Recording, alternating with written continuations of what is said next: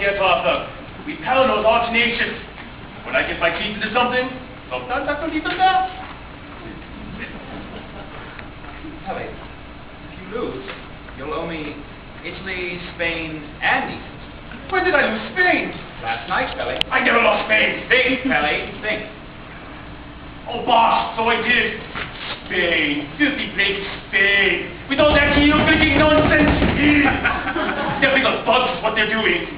Now, Pelly, don't try and rattle me with amusement. It's your turn. Get on with it. Bravo, Arthur. I agree completely. Let armor fight armor. Let knights fight fairly. It is not chivalry when only peasants give tilt. Bravo! It is certainly more civilized. Oh, it's wonderful, Arthur. When our knights go abroad through the land, our enemies will know what they will have to face. No more immunity, death, or reformation. It's magnificent, Arthur. But read on. Come on now, Pelly. Either play or give up. Dead. The game is mine. Egypt is mine. Oh, boss! How does a man just come up and move with the town crier baying in his ear? Oh, I know you're doing admirable work, chap, but couldn't you do this in your own room? Your own charmed empty chair? I'm terribly sorry, Palanor. I didn't mean to throw you on your bed. Apologies accepted, my dear chap. Is all you do is run around the round table like a little bunny? Sorry, Arthur. Don't you have any hobbies? Like fishing, collecting things, perhaps astronomy, or making models out of clay? No, pal. How about putting ships into bottles? Very good. Never. Oh, this is the type of night you intend to breathe. You're going to bore history to death. And all this business of knights fighting knights. What's the point of being a knight if you can just be killed like everyone else? The boys downstairs won't cotton to this at all.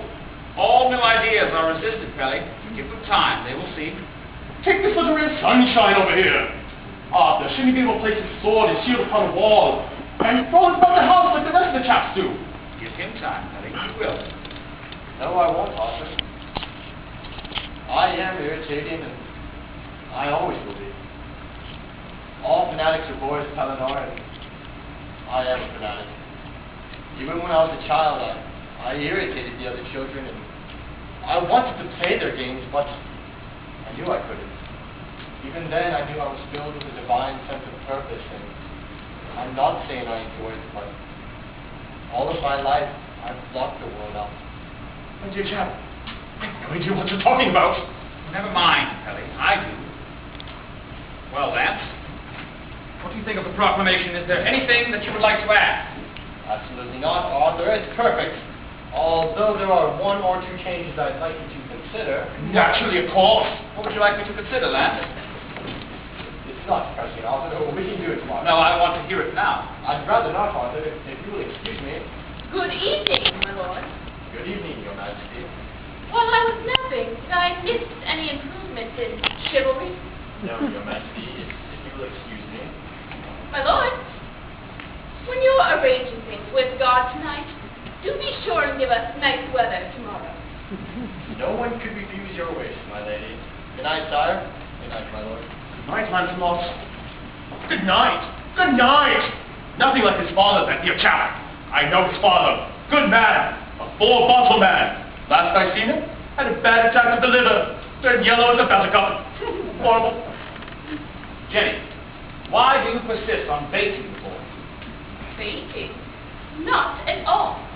Haven't you heard Blake explain? He says he can perform miracles. Miracles? What? Oh, come now, both of you. Quite sure it was merely a figure of speech. Nonsense. He announced it to the knight, as clear as a bell that his purity gave him miraculous power. Purity what? I tell you, clear as a bell. He was referring to his physical prowess, which is vast indeed. Well, we shall see his physical prowess tomorrow in the tournament. He's been challenged by 3 damn strong men. Sagamore, Lionel, and Dinadad have all challenged him to joust in the tournament tomorrow. 3 damn strong men. He's agreed to fight all 3 in one day. Yes, Arthur. In all my travels, I've never seen a chap like him. Doesn't drink, has no ladies. All he talks to is you and to God. I am full of religion. Just an overall unpleasant fellow. Pelly, please tell the Chamberlain the order of the jousts tomorrow will be Sagramore, Dinadan, and Lionel. Oh, by Jove, that's clever! The big chap last! So clever, so clever. You know, Miss Green, you're quite a prince. The big chap. I'm allowing Sir Lionel to carry my kerchief tomorrow. I would like to ask you to withdraw your permission from Sir Lionel. At this late date, Arthur, it would be rather awkward.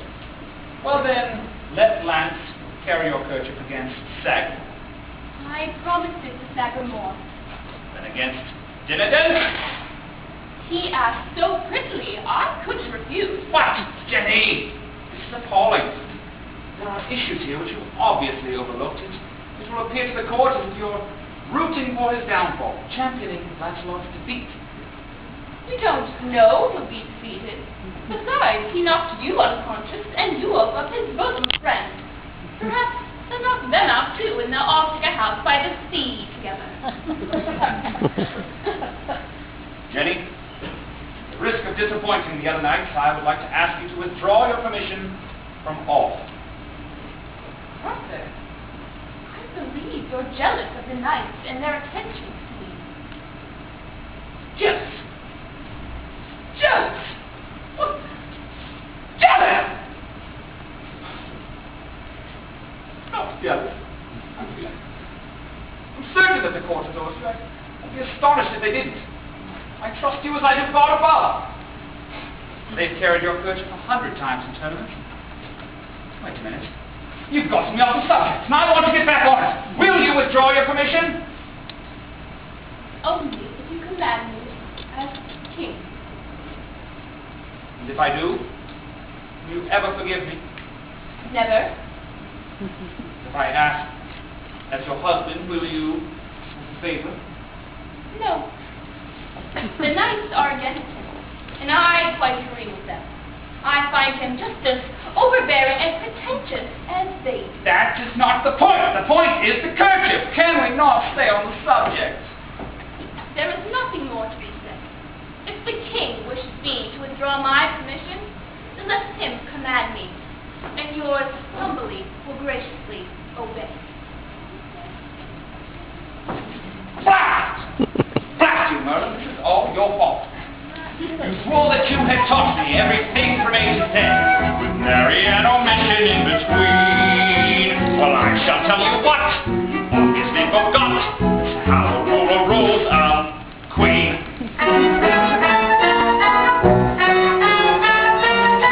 And what you're teaching me by changing me to animal and bird, from even to the smallest bobbling. Well, I should have a whirl at changing to a girl to learn the way the creatures think.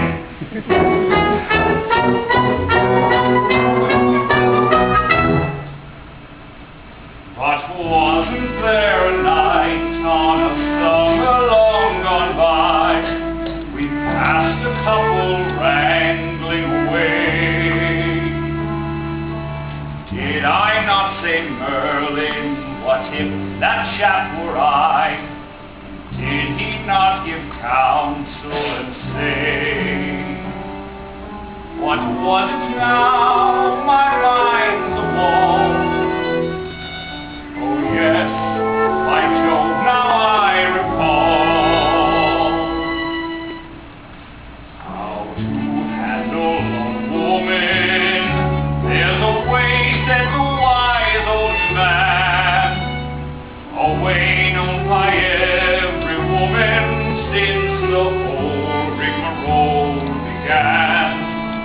Do I flatter or I beg him answer? Do I threaten or cajole or plead? Do I brood or play the gay romancer?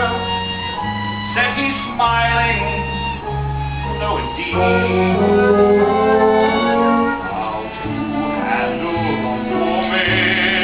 Mark me well, I will tell you, sir. The way to handle a woman is to love her. Simply love her.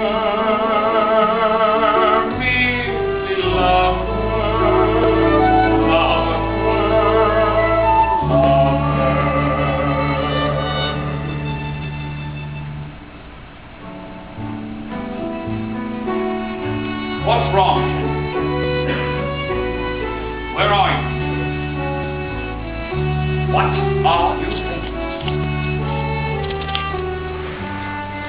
I don't understand. No matter.